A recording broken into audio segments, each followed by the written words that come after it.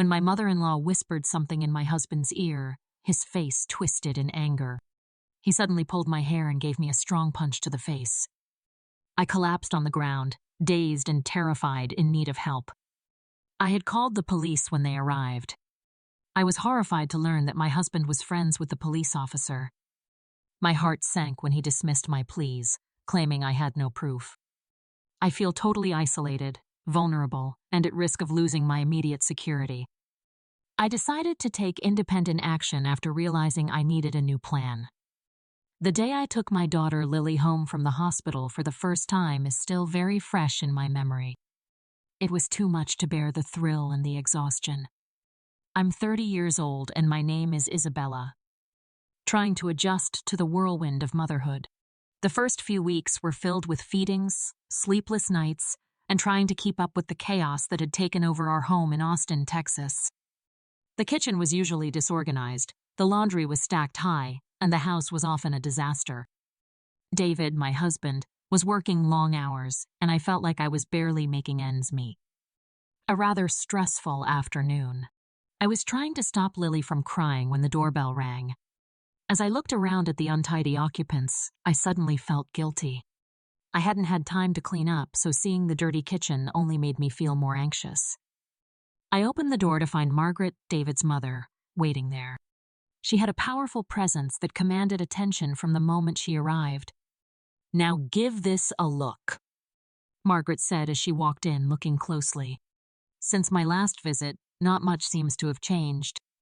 I tried to smile, but it was forced. "Hi there." "Margaret, I feel a little overwhelmed by everything at the moment."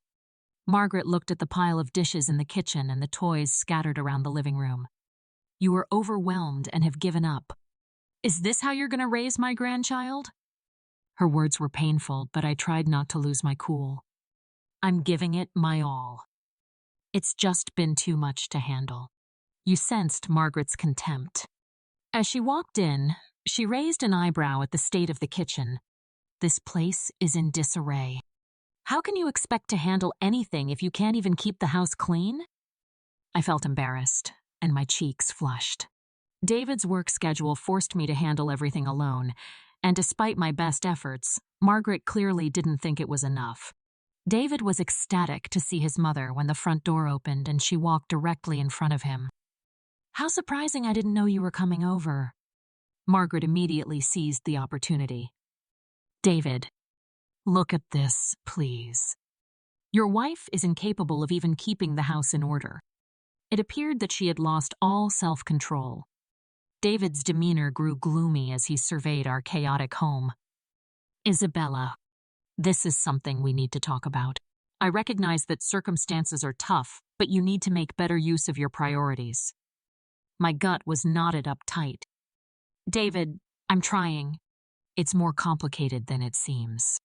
Motherhood is about more than just taking care of the child, Margaret," Ever the provocateur said. "It has to do with responsibility and managing the home." After glancing at me, David turned to face his mother. His expression conflicted with Mom. "Maybe we should try to explain the situation, to her at least." Margaret's voice became piercing. "She needs to learn to control herself. Her family's expectations are not being met." The tension in the room was palpable. David, who usually stood behind me, was suddenly looking at me with a bewildered and irritated look. "Sophie, you have to gather yourself. This is unacceptable." Before I could respond, Margaret walked over to David and whispered in his ear. David turned back to me, his face hardening till his expression was inscrutable.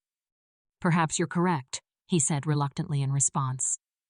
"It might be necessary for you to learn the hard way." I felt my heart sigh as David approached me. In a shocking fit of wrath, he grabbed my hair and twisted it severely. Before I could respond, he gave me a strong blow to the face. The impact drove me flying, and I grabbed my cheek as I staggered backward. My tears were running down my cheeks. I was struggling to make sense of what had just happened. The burning pain was not as severe as the feeling of betrayal. I became much more upset when Lily, who had been silent throughout the argument, began to wail. Desperate, I reached for my phone and, with trembling hands, phoned 911 until the policeman arrived. I was looking for some relief, but I was devastated to learn that he was an old friend of David's. He listened coolly and disdainfully to my account. He said, "I'm afraid I can't do much without solid evidence," observing David. "There isn't enough to do anything." I was surprised. The policeman who should have been my ally hit me, but he was siding with David. "Do you have nothing to do?" The officer shook his head in the absence of firm proof. "There's no point in anything I can accomplish. Maybe try to obtain more evidence before getting in touch with us again." I felt much more alone when he left. I looked at David, who had a cold, indifferent look on his face. Margaret stood behind him looking smugly content. Since I thought David and the police officer had deceived me, I felt totally alone. Behind him, the officer locked the door. I dropped to the floor, keeping Lily near me. The house where I should have lived felt like a jail. The physical pain from the hit was nothing compared to the mental misery I was experiencing. I realized that my life had deteriorated to the point where I was no longer able to tolerate it. I was terrified of what was ahead, but I knew I had to change. David had done something irreversible because of Margaret's influence. I needed to figure a way out, for my daughter as well as for myself. Amidst the uncertainty and despair, I silently spoke to myself. I would find a way to escape this nightmare and build a happy, secure life for Lily and myself. This was only the beginning of a journey that would truly test my strength and resilience. I had some of the worst days of my life following the tragedy. Even though I was deeply disturbed, a stronger sense of resolve overshadowed the emotional and bodily pain created by David's anger. I knew I had to get out. I had to protect Lily and figure out how to escape the toxic environment that David and Margaret had created. However, it took me a few days to locate a glimmer of hope.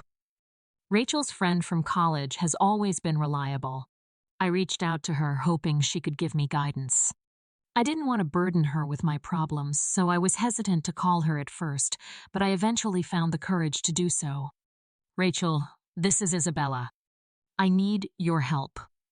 My voice trembled as I spoke over the phone.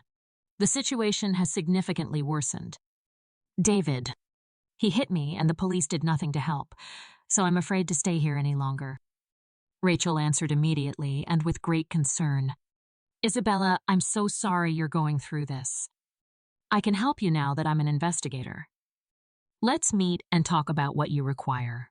We decided to meet in a coffee shop. When I walked in, Rachel was right there, as composed as ever. I sat down opposite her, feeling both anxious and relieved. "So, what's the plan?" Rachel asked, her gaze focused and calm. I took a deep breath.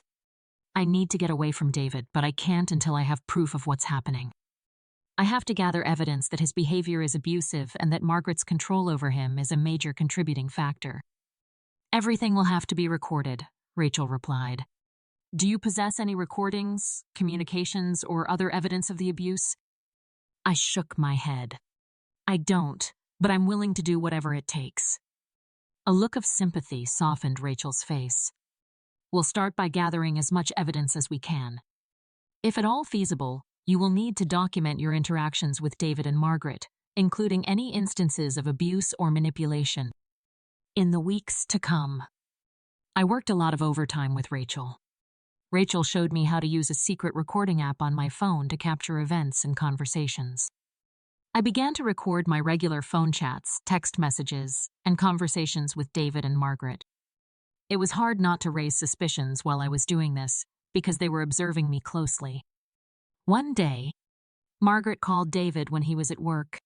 As I answered the phone, I made an effort to maintain my voice steady. "Hello." "Margaret." "Isabella." As she spoke, her tone was condescending. "David told me that you have been creating problems. It's clear that you need to be reminded of your position, even if I've been patient." Throughout the entire conversation, I recorded her dishonest tone and her attacks on David and me. Hearing her criticize my efforts as a wife and mother was disturbing, but it was crucial evidence that Rachel and I also had plans for my eventual departure. We scheduled our departure for when David was at work so he wouldn't be around to stop me. As I lay in bed one night, Rachel assisted me in setting up a makeshift safe haven so that Lily and I would have a place to go when we left. I felt a mix of resolution and nervousness. The decision to leave was made in order to get away from David's physical abuse and Margaret's repressive control over our lives. I knew it would be difficult and dangerous, but I had to do this for Lily's sake. I felt both excited and anxious the day before our planned trip. David was supposed to be at work, and Rachel had consented to meet me at the house to help with the transfer. In the morning, I tried to keep my patience and focus while packing a few essentials. I was heading out. "I'm out," Rachel texted me. "Are you prepared?" My emotions as I gathered Lily and their possessions in a hurry. I glanced again at the mess and chaos of the house that had been a prisoner's quarters. It was all a symbol of the chaos and power that defined our lives.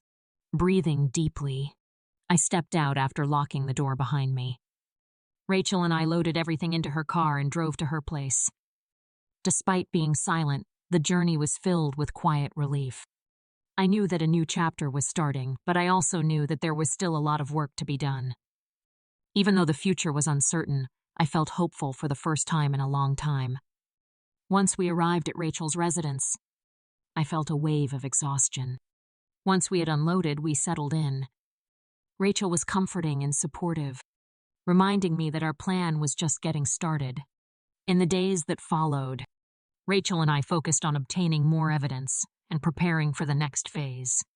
We knew that exposing David and Margaret's wrongdoing would be essential to our case. I was determined to get this done no matter how difficult it was. Rachel's help was invaluable at this trying time, and her investigative abilities were a lifesaver. Together, we prepared for the crucial task of building a compelling case against David and Margaret.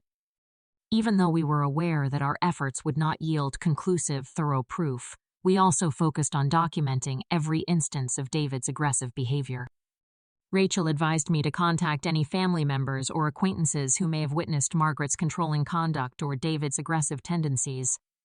One of David's relatives, who had always been sympathetic to me, made the decision to speak.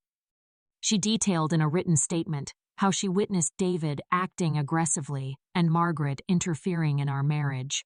When the evidence has been collected, with Rachel, I began planning our presentation. We knew that having evidence alone was not enough. It had to be presented convincingly and comprehensively. We classified the information into several significant groups, such as cases of abuse, Margaret's deceit, and David's romantic behavior. Rachel helped me write a comprehensive report. Timestamps, recording context, and explanations of each piece of evidence and its significance made everything precise and understandable. Although it was challenging, creating a sturdy case was essential. One day, Rachel and I visited with a lawyer who focuses on situations involving domestic violence. After reviewing our evidence, she gave us crucial advice on what to do next. "You have a strong case," she remarked, looking through the documents and listening to the audio, "but we need to make sure that everything is presented clearly. I will help you obtain a restraining order and file charges." Her words were a beacon of hope. Knowing that we had legal assistance was incredibly reassuring. Together, we prepared the necessary paperwork and ensured that all of our evidence was in order. On the day of the court hearing, I was really nervous.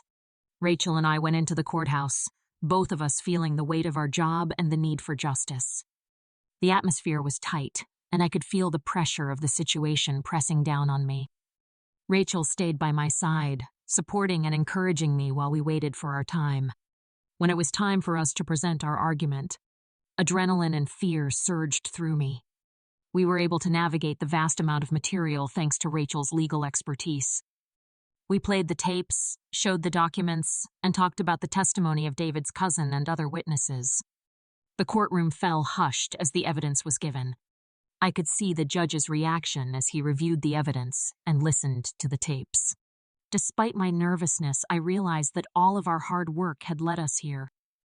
As the session came to a close, the judge's decision was imminent.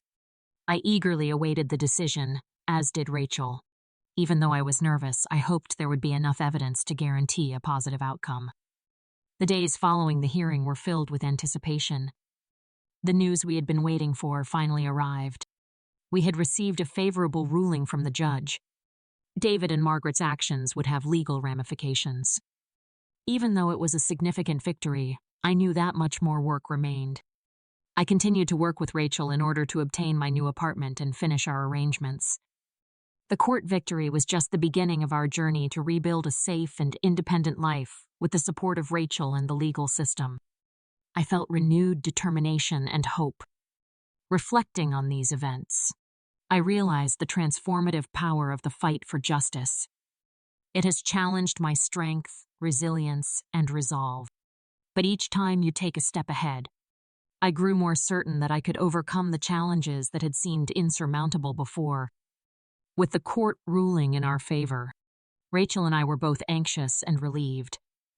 Having David and Margaret held accountable was the final stage, but our painstakingly gathered proof had paid off. The time has come to involve the authorities and make sure justice is served. Rachel and I worked closely with our lawyer to contact the police. We provided the authorities with a comprehensive evidence dossier that comprised recordings, texts, and witness statements. Because of Rachel's expertise and my own experiences, we were able to make our case as compelling as possible. On the day of the arrest, my heart raced with a mix of worry and optimism. Since David and Margaret were still unaware of what was going to occur, I was worried about their reactions. Rachel stayed by my side, supporting me and helping me focus. The cops came to David and Margaret's house in the afternoon. From a distance, I watched my emotions, a confused mixture of anxiety and excitement.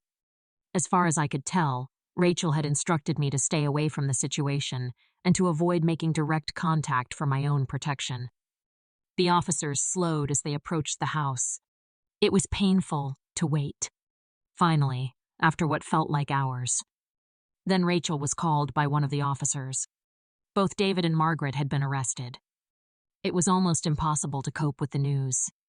Those who had harassed me were now being held responsible for their actions, marking the end of a long and painful journey. That evening, as the sun descended over Austin, I had a profound feeling of closure. There was more at risk than just the legal victory.